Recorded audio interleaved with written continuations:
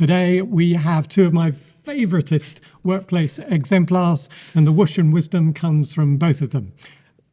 Yolanda Ibbett, who has been the COO, the Chief Operating Officer of the very culturally interesting Bedfordia Group, and Katherine Ladd, who works as a communications manager in the civil service, where she too has been doing some very interesting things to shape the culture. A big shalomi welcome to you both. And to you in return. And also with me. Thank you very much.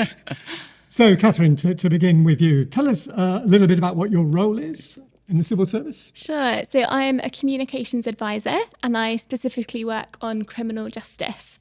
So that's a mixture of things. Sometimes it's internal comms. So that would be something like writing a blog from a senior leader or explaining to colleagues why a change is coming in and how it will affect them, or editing a staff magazine. And sometimes it's external, so public-facing content. So that would be things like the brand of the organisation, trying to explain how the criminal justice system works, or writing a speech, or planning an event. So it's a bit of a hodgepodge of things like that. Sounds really quite varied and very interesting. Yeah, I love it. Can I interject? No, you can't. No, this is my bit. You cannot interject. That is so exciting.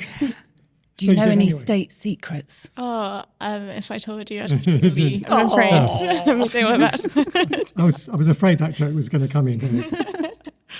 But in the last few years, an interesting place to be, the civil service, lots of challenges and opportunities without getting yourself fired.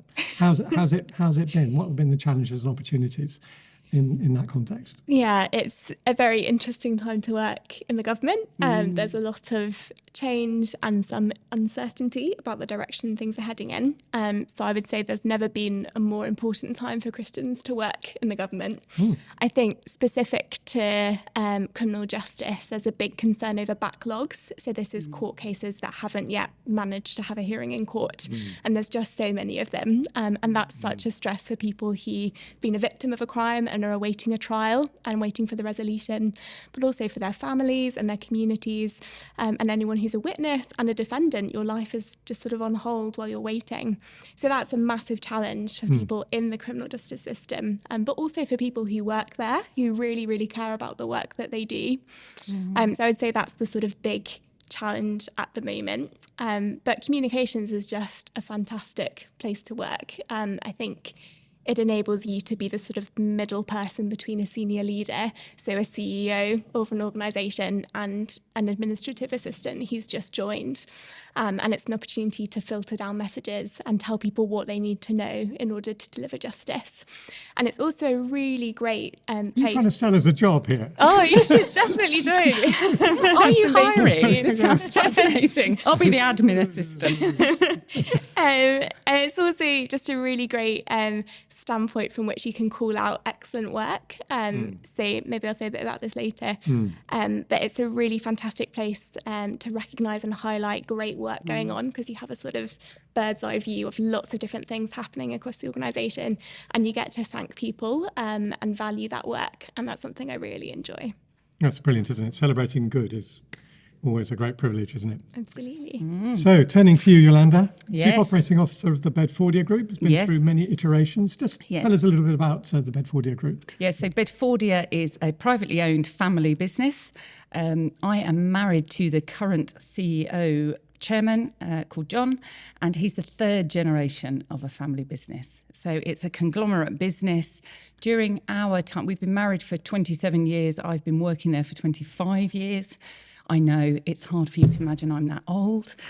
But we have worked in that 25-year period in 4 main business areas, business sectors, and that is agriculture, farming, pigs and arable, Weetabix is where our wheat ends up.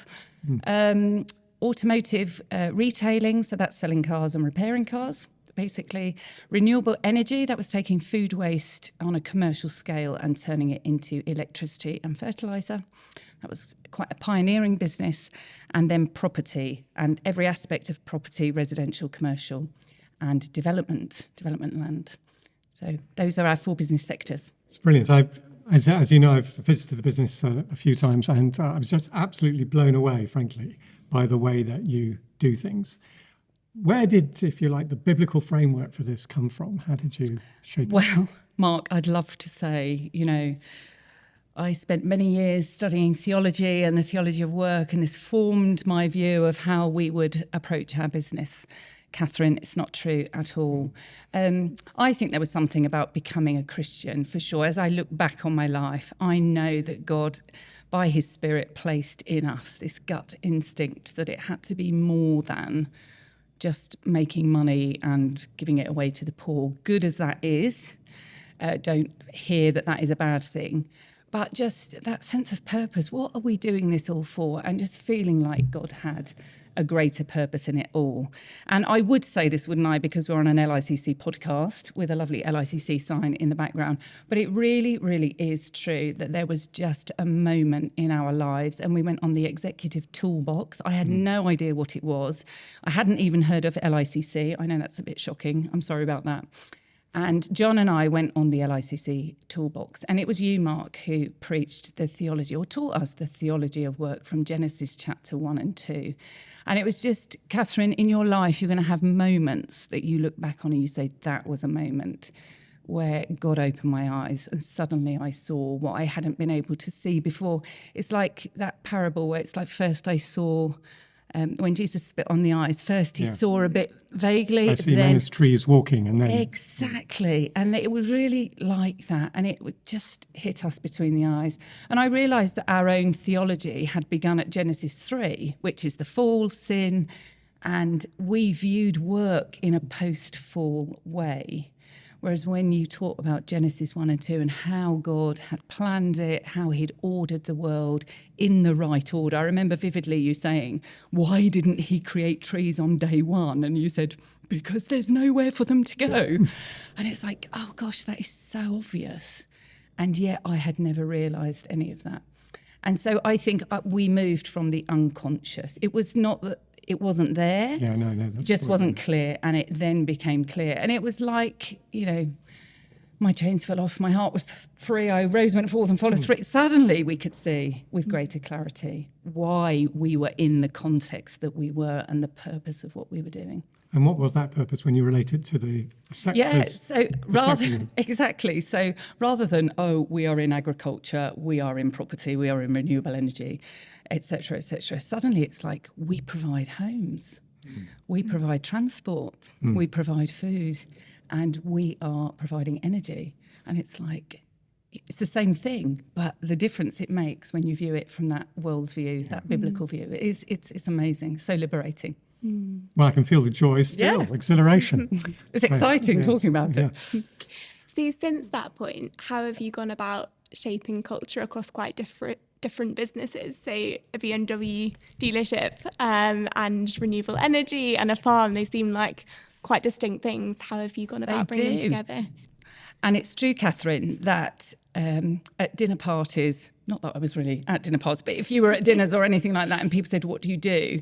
The whole kind of, we sell cars was all a bit, So I would focus on the farming and the renewable energy because that somehow felt more virtuous. After this conscious understanding of the biblical framework in which we were operating, we started to realise that the common theme across all those sectors and any other sectors, your sector too, is it's people. Again, going to that creation theology, the pinnacle of God's creation was humankind, and he saw that it was very good. And so we realised that we were working across very disparate sectors, and there's lots of history as to why we ended up in those sectors. But it was really then from that moment working on our values. What was the common thread between those things about how we did our work?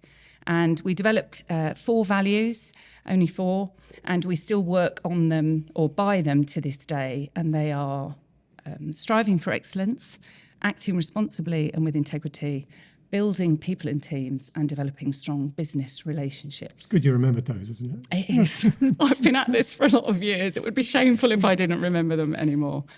And I think what was unique about them, we had outside consultants, they helped us, but they were developed, and again, I only understood this afterwards, but we developed them from the bottom up, not top down. So these weren't the values that we wanted to instill upon an organisation. We did lots of workshops and exercises with our staff, trying to draw out of them what they felt were the values by which we were operating. So it was a little bit the same as moving from the unconscious to the conscious. We did the same with the values.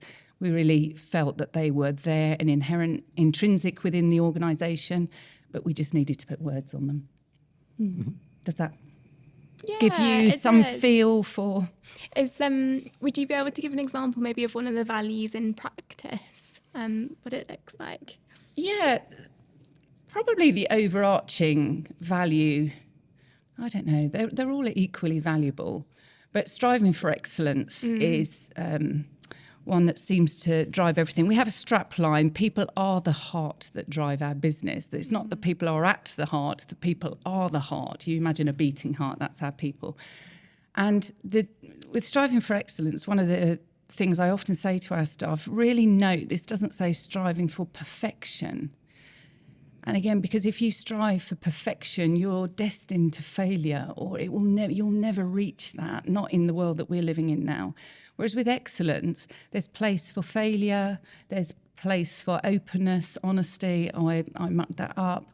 There's space for always doing things better. And I think another thing that I've learned over the years, a phrase that we work by, perhaps this is a bit shocking to people, but a fish rots from the head down.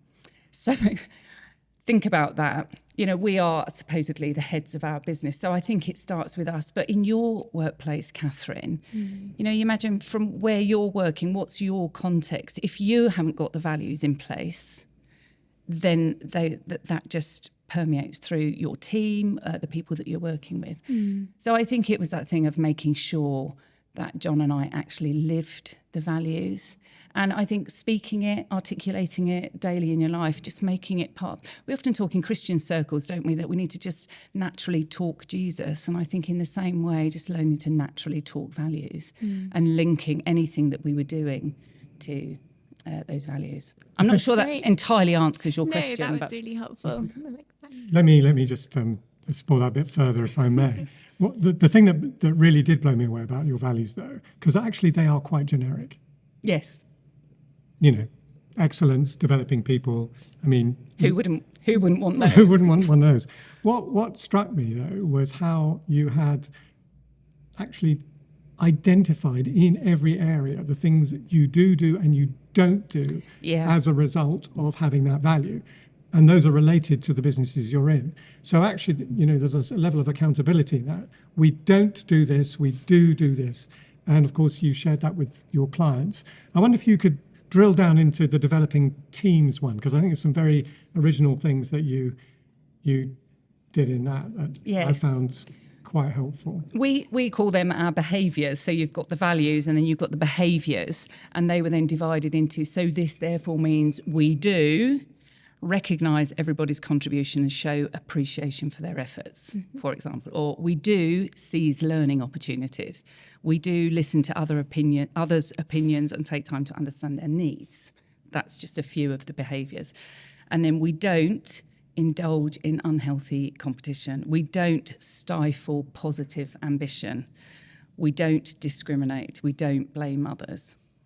And again, linking it to the striving for excellence, accepting that we muck up all the time on this, but you've got a framework within which to work. And I think just one more thing to point out is that our values are imbibed in all our documentation. So our annual performance review, monthly, quarterly, annual review process of staff is called Striving for Excellence. And it then has the values within it. So you're just trying to create conversation around these things all the time, at board level, on the shop floor, everywhere in between. I tell you the one that really, really struck me, which I absolutely loved, was you colour-coded different people. And there was a category of person, I've never seen this anywhere else, and maybe it exists in lots of places, a category of person who was doing a fine job and wasn't really promotable, but no one's going to push them out. They do a good job. They are who they are. We love them as they are. We appreciate them as they are, but that's okay. Whereas in lots of places, people are pushing them either up to places where they can't deliver. And, you know, they're feeling that anxiety. They've got to, or they're pushing them out. Because, and I thought that relates to me to the excellence and not perfection thing. You're excellent at this, Yes. and we're not going to push you elsewhere, which was, I thought, absolutely superb, really. Yes. Yeah. Well, do you want me to speak a little bit more about that? I don't know. Do we want her to speak a bit more about it? Absolutely. Okay. I'm going to turn to you in a second. I think I've seen this a lot, and I would love to hear from you, Katherine, how this resonates in your current workplace and what you're seeing. That sense that we live in a culture that just says you always have got to do more, get better, get higher. It seems that is good and anything else is bad. And I think that really has a lot to do with some of the culture problems within organisations. And it is exactly as you said. We have a capability axis, and then you can call it character or attitude axis. And, you know, someone who's highly capable, highly, you know, great attitude, going places, you put them in the quadrant. They are your rising stars, they're your superstars. You've got to really, really get behind them, and they are going to go far. But exactly as you said, somebody who's just really, really capable, but doesn't want to progress through the organisation or anything. It's all about finding a place for them, and that there is a place for everyone. And we could develop that model. It's a well-known model within employment and HR and all of those kind of things. But again, it's how do you translate that into reality? And back to biblical frameworks, I've been really struck by this recently, that often in our churches we hear about the image of the body, and we say not everybody, you know, one is the head, one is the foot, one is the knee, one is the shoulder. And that's really true. And I think the first thing is to understand, well, which part of the body are you, how are you contributing? Are your skills? I've always been the nose. Me too. I know, this side angle is really bad. Yeah, that's why you're there and I'm here, I can tell you. Next time, when you invite me back, when we come back, I'm singing in that Well, then chair. you Is won't be that coming all right? back, will you? Anyway, back to my big theological point. The picture of the body, you imagine that you just threw all the parts of the body in a lump and then stuck a head on top of them and said, right, now go on. I think there's something about organisational design here. It's going back to the creation order, in order, in the right places. And I think there's something about organisational design that we know, we really take some time to think, where do people fit in order that they can flourish? So there's two questions coming at you now. Question the first was the one that Yolanda kind of posed, which is, again, within the bounds of what's appropriate to say. What is the development culture that you feel in? Do you feel pressed? Do you feel unpressed? Do you feel that you're called to strive for high office? Yeah, that's a really interesting question. I think in the civil service more generally, there's lots of bright young things who join in their 20s, and it feels a little bit like a race to get promoted and go up the ladder, and lots of people hop between departments and move as quickly as they can. And I had a really fantastic manager when I first joined my department, and I think we're quite similar in temperament. And she said you might be someone who's always kind of been striving for the next thing and felt like a responsibility to yourself or to others to keep moving forward. But sometimes it's okay to stay where you are for a few years or a lot of years, as long as you're stimulated and you're enjoying it and you feel like you're contributing. You don't always need to push for the next thing. And that was the most helpful thing I could possibly have heard from a manager when I joined. And it's something I'm now trying to emulate, having just moved into a position where I'm managing. It's so useful to have had that message and had time to let that sink in. And I'm now trying to make sure that's the sort of thing that I speak about as well. Do you want to say something a little bit more about how you've tried to shape the culture that you're in and tried to shape the teams you're in since you've been there?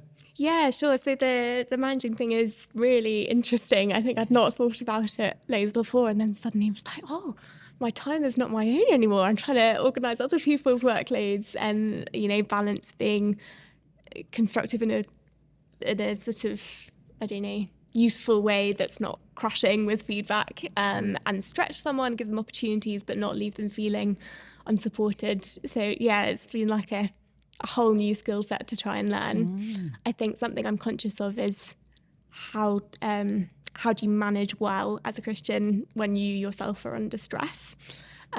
Because there have been times in the past where I felt under stress at work in different roles. And it's just so easy to filter that down to someone who's reporting to you and make an unreasonable ask or expect somebody to work longer hours or later, or to be more brisk in your feedback.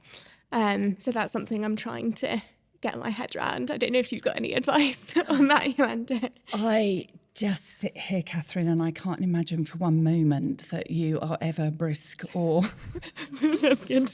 You've heard the term swan, haven't you? Yes. That some people are like a swan. I always describe myself as an upside-down swan. I'm just flapping like this. So this is an area at my age that I am very sad to say I'm still learning.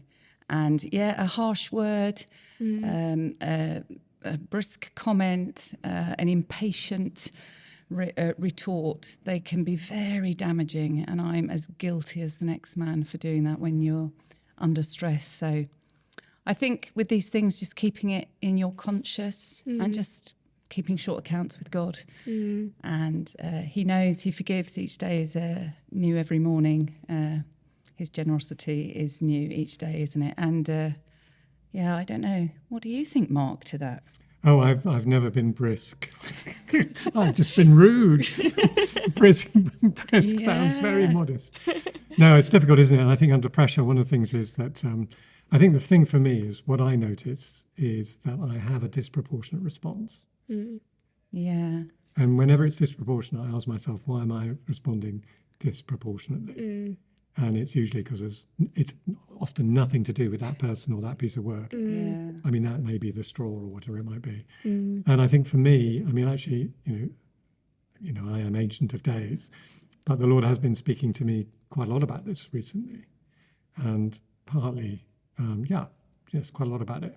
And I think the reflection moment at the end of the day for me is, because sometimes you miss it during the day and then you go back over your day and you think, what did that feel like? That didn't feel right. That felt bad. Why was that? What was going on? So yes, you can then keep short accounts with God and then work out whether sometimes it's just you, isn't it? You are feeling really angry with somebody and you've communicated nothing.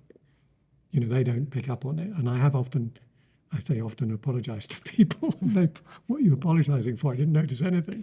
Oh, whoops. So, you know, The worst ones are when they did notice. Yes, I guess you're quite right in this. And I have put in my resignation.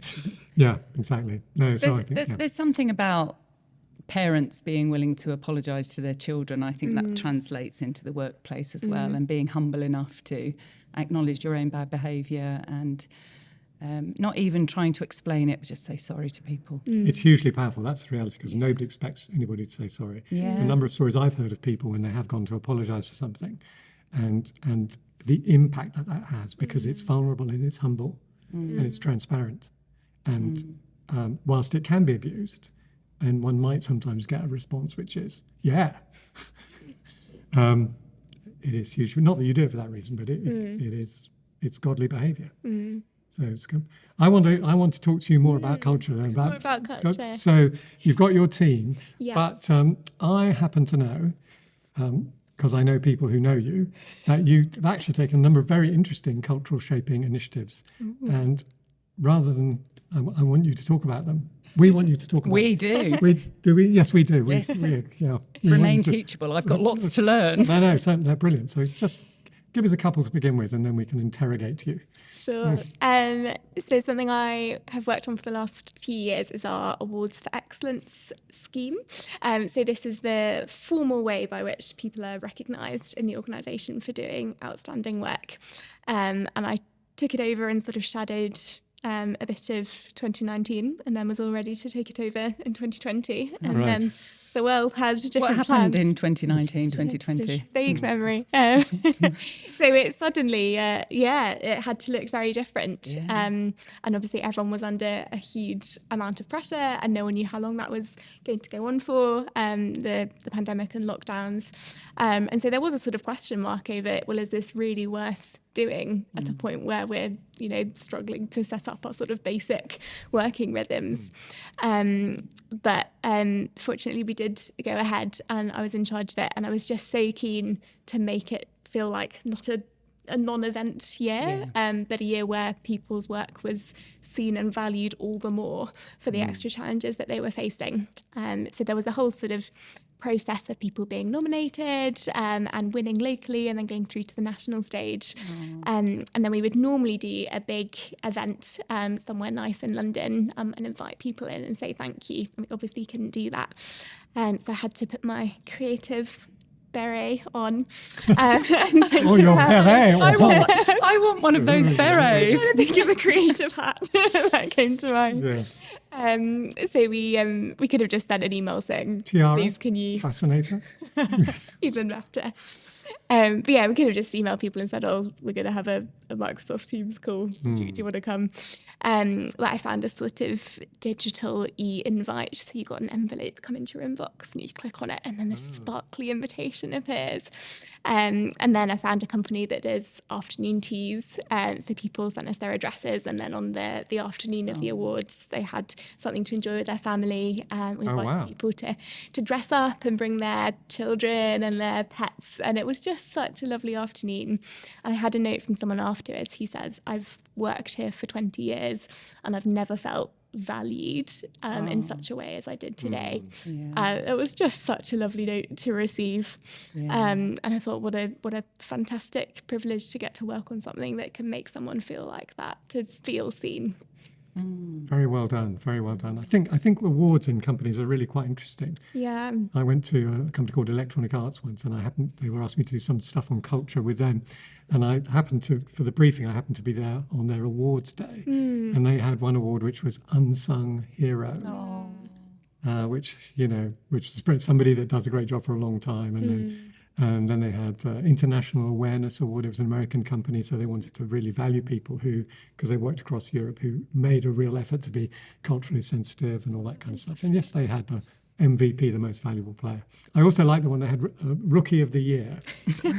But there were 5 of them, which I thought was, not because they probably couldn't have made up their mind, but, it's kind of nice. So those things really do make a difference. And the categories make a difference. Yeah, absolutely. And the categories that would come up with the previous year, I think, or maybe it was even that year, they were sort of written to reflect the values of the organisation. So can you give us some examples? Oh, goodness. Person who's put the most people through the criminal justice system efficiently. We might get in trouble for that one. No, we had something on outstanding casework. Partnership workings, they're working with different partners in the criminal justice system. Our people, which goes back to what you were saying, Yolanda, about people being at the beating heart of the organisation. So that's for those who've supported others and look for development opportunities. It's a fantastic set. Brilliant. Can I just say something about that? Just for your last time encouragement. I said no, you did ignore me. So just carry I always on. do, Mark. Just listening to you and linking it back to the discussion we had about the values, and that I think a word to hold on to in all of these things with awards, events and things, how you turn them from not being box ticking exercises to something that is really meaningful is consistency. And actually doing it over the long haul. So not coming up with a great idea and then it all fizzles out, because people feel that. But actually that sense of you holding on for the long haul, and next year again and again, and or maybe doing it differently, but just finding ways all the time, because at the heart of that is you want to value people, not tick a box. And I think that's just to encourage you through your life. What am I doing and how can I do it consistently? I think that's right. The evangelist Rico Tice was once asked actually by you on a stage, Rico, you're a great platform evangelist and you do great things. And so what's your advice to us?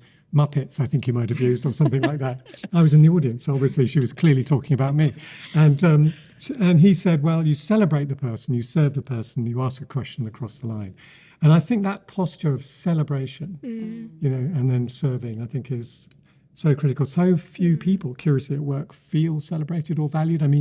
That's a tragic statement, although a wonderful letter you got from that person who said, I haven't felt valued. Nobody's done that like this for 20 years. And so many people I think, feel that. So whether we are a manager or a very senior manager, or we're actually somebody who doesn't manage anybody, a warm word, a celebration of somebody's qualities can be fantastic. That's really helpful. And on that note of celebration, when you look back, Yolanda, over the last few years of work, are there particular... So many things, aren't there? So many years. Particular things you're just really thankful for or grateful you got to work on? Yeah, it is really hard to answer that question succinctly because there is a lot. And I think firstly, I would say that the joys are in amongst the struggles. They are not separate things. They're like parallel tracks that are going along. So often in the workplace, you can just be very consumed with the next problem, the next thing you've got to sort out, the next decision you've got to make, the next trouble that's coming, you know, the next Chancellor's statement, as we've had recently.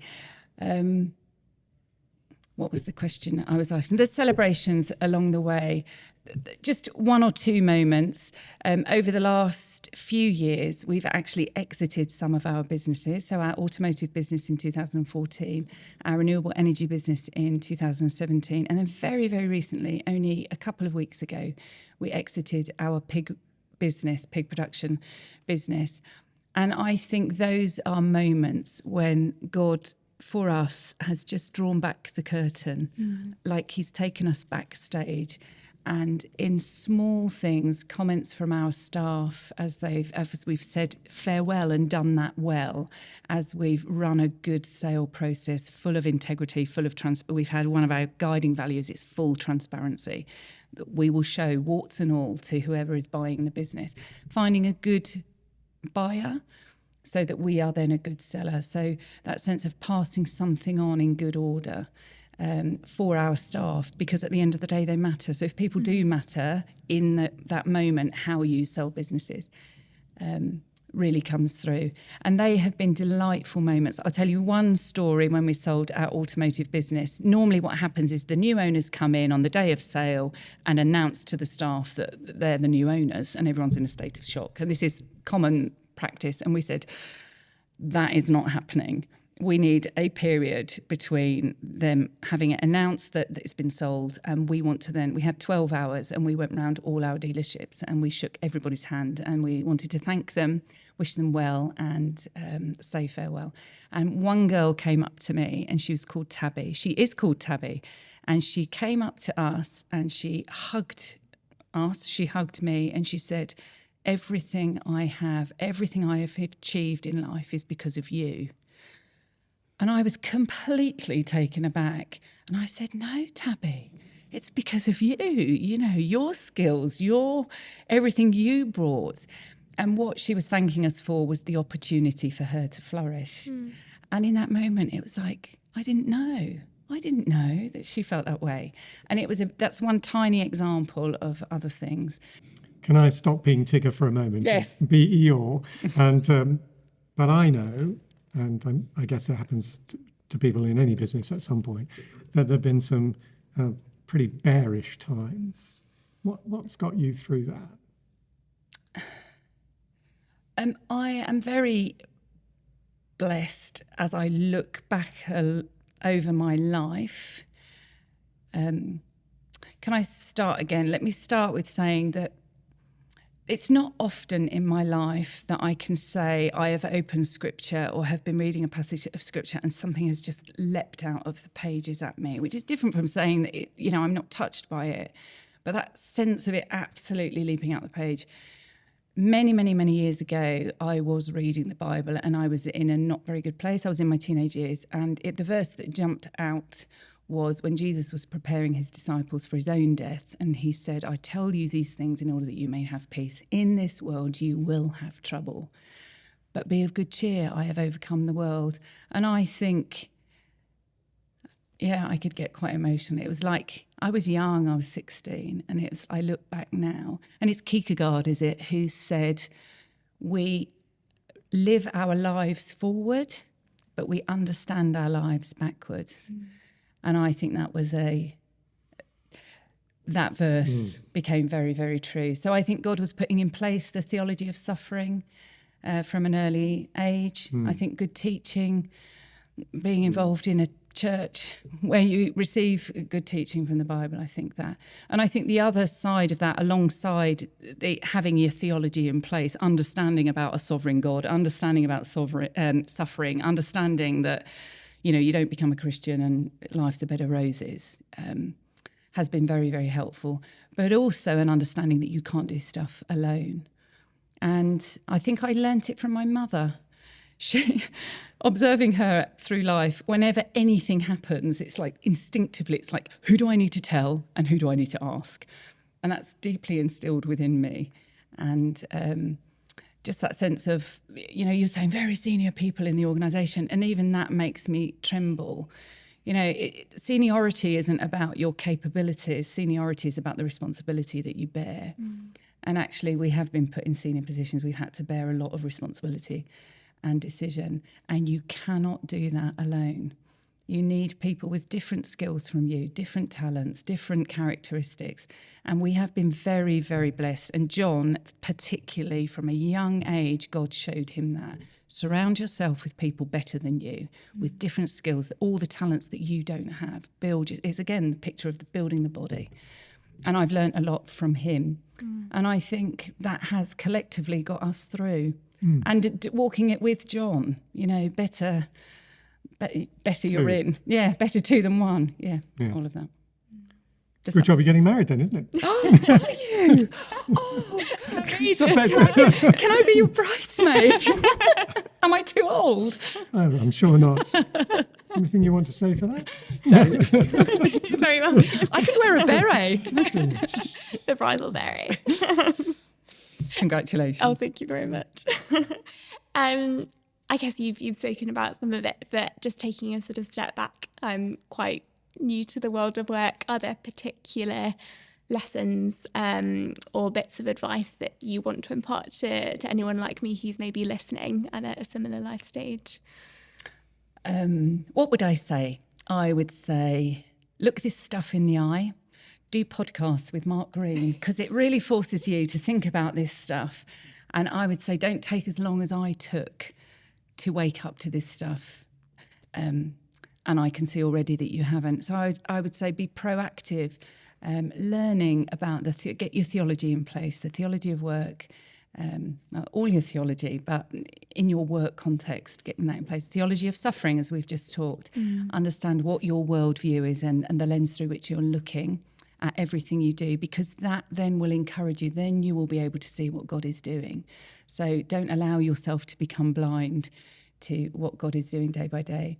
I would also say be really proactive in understanding how God has made you particularly. He made all humankind in his image, and we are equally blessed with that and created in that way. But he creates us also particularly. So how did he make Katherine? What floats your boat? What makes you sing? What makes your heart flourish? And what are the things you're involved in that really excite you? And I think the more you can have a view of that, then you can apply, you can understand which contexts will make you flourish the most, I think.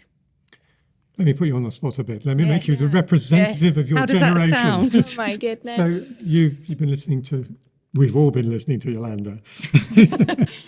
Most people see that as not necessarily a positive marvelously. thing. So what do you, is there something in particular that you hear either for yourself or for your peers? Because I know you're involved with quite a lot of people of your own age who are followers of Jesus and trying to crack it in the working world at this time.